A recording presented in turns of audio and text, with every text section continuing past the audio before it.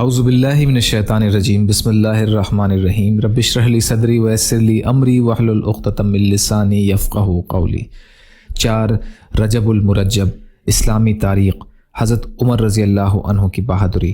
حضرت عمر رضی اللہ عنہ کی بہادری سے کون ناواقف ہوگا؟ ساری دنیا ان کی شجاعت اور دلیری کی اعتراف کرتی ہے۔ شروع اسلام میں مسلمان کعبہ کے پاس نماز نہیں پڑھ سکتے تھے، لیکن عمر فاروق رضی اللہ عنہ کے اسلام لاتے ہی مسلمان خانہ کعبہ میں کھلم کھلا نماز پڑھنے لگے۔ حضرت علی رضی اللہ عنہ فرماتے ہیں کہ میرے علم کے مطابق ہر ایک نے ہجرت چھپ کر کی، لیکن عمر رضی اللہ عنہ نے اعلان ہجرت کی۔ جب انہوں نے ہجرت کا ارادہ فرمایا تو اپنی تلوار گلے میں لٹکائی اور اپنی کمان کندھے پر ڈالی اور بہت سارے تیر ہاتھ میں لے کر بیت اللہ کے پاس آئے اور اطمینان سے طواف کیا، اور پھر مقام ابراہیم کے پاس جا کر 2 رکعت نماز پڑھی۔ پھر مشرکین کی ایک ٹولی میں گئے اور فرمایا کہ جو یہ چاہتا ہو کہ اس کی ماں اس کے مرنے پر روئے اور اس کی اولاد یتیم ہو جائے اور اس کی بیوی بیوہ ہو جائے، وہ مکہ سے باہر آ کر میرا مقابلہ کرے۔ اس کے بعد آپ رضی اللہ عنہ نے ہجرت کی، مگر کوئی بھی آپ رضی اللہ تعالی عنہم کا پیچھا کرنے کی ہمت نہ کر سکا۔ حضرت عبداللہ بن مسعود رضی اللہ عنہ فرماتے ہیں کہ عمر رضی اللہ تعالی عنہ کا اسلام لانا مسلمانوں کی فتح تھی، اور ان کی ہجرت مسلمانوں کی مدد تھی، اور ان کی خلافت رحمت تھی۔ حضور صلی اللہ علیہ وسلم کا معجزہ حضرت علی رضی اللہ عنہ کی آنکھ کا ٹھیک ہو جانا۔ جنگ خیبر کے دن آپ صلی اللہ علیہ وسلم نے پوچھا، علی کہاں ہے؟ لوگوں نے کہا ان کی آنکھیں دکھ رہی ہیں۔ آپ صلی اللہ علیہ وسلم نے فرمایا ان کو بلاؤ۔ تو علی رضی اللہ عنہ آئے۔ آپ صلی اللہ علیہ وسلم نے ان کی آنکھوں پر اپنا تھوک مبارک لگا دیا تو اسی وقت اچھی ہو گئیں، گویا کچھ ہوا ہی نہیں۔ بخاری کی روایت ہے، سہل بن سعد رضی اللہ عنہ راوی ہیں۔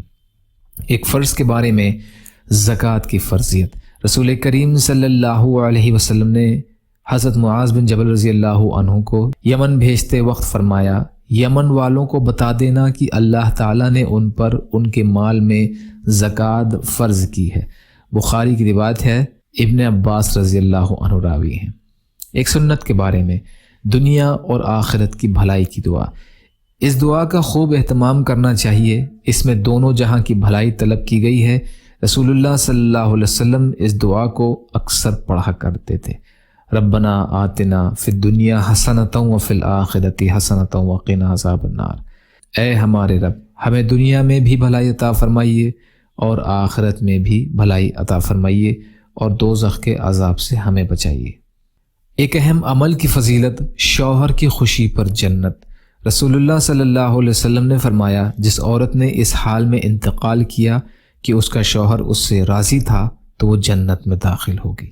ترمذی کی روایت ہے، ام سلمہ رضی اللہ عنہا راوی ہیں۔ ایک گناہ کے بارے میں سچی گواہی کو چھپانا۔ قرآن میں اللہ تعالیٰ فرماتے ہیں، تم گواہی مت چھپایا کرو، اور جو شخص اس گواہی کو چھپائے گا تو بلا شبہ اس کا دل گناہگار ہوگا، اور اللہ تعالیٰ تمہارے کیے ہوئے کاموں کو خوب جانتا ہے۔ سورہ بقرہ کی آیت کا ترجمہ ہے۔ آخرت کے بارے میں، قبر میں ہی ٹھکانے کا فیصلہ۔ رسول اللہ صلی اللہ علیہ وسلم نے فرمایا، جب تم میں سے کوئی وفات پا جاتا ہے تو اس کو صبح اور شام اس کا ٹھکانہ دکھایا جاتا ہے۔ اگر جنتی ہو تو جنت والوں کا، اور اگر جہنمی ہو تو جہنم والوں کا۔ پھر کہا جاتا ہے، یہ تیرا ٹھکانہ ہے، یہاں تک کہ اللہ تعالیٰ قیامت کے دن تجھے دوبارہ اٹھائے۔ بخاری کی روایت ہے، عبداللہ بن عمر رضی اللہ عنہ راوی ہیں۔ طب نبوی سے علاج، کھجور سے علاج۔ رسول اللہ صلی اللہ علیہ وسلم نے فرمایا کہ زچگی کی حالت میں تم اپنی عورتوں کو تر کھجوریں کھلاؤ، اور اگر وہ نہ ملیں تو سوکھی کھجوریں کھلاؤ۔ مسند ابی یعلیٰ کی حدیث ہے، علی رضی اللہ عنہ راوی ہیں۔ فائدہ، بچے کی پیدائش کے بعد کھجور کھانے سے عورت کے جسم کا فاسد خون نکل جاتا ہے اور بدن کی کمزوری ختم ہو جاتی ہے۔ نبی صلی اللہ علیہ وسلم کی نصیحت۔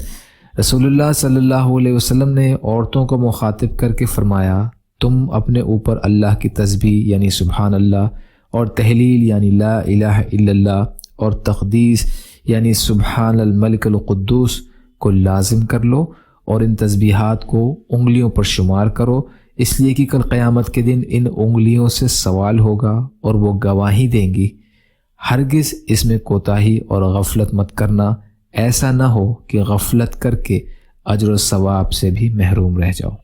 ترمذی کی روایت ہے، یسیرہ رضی اللہ تعالی عنہ راوی ہیں۔ یا اللہ ہم سب کو کہنے سننے سے زیادہ عمل کی توفیق عطا فرما۔ یا اللہ جو مظلوم ہیں، پریشان حال ہیں، بیمار ہیں، قرض میں ہیں، بے روزگار ہیں، محتاج ہیں، ان کی مدد فرما۔ یا اللہ جو مانگا وہ بھی عطا کر دیجئے، جو بھول گئے ہوں اپنے فضل کرم سے عطا فرمائیے۔ برحمتک یا ارحم الراحمین۔ لا الہ الا اللہ محمد رسول اللہ۔ السلام علیکم۔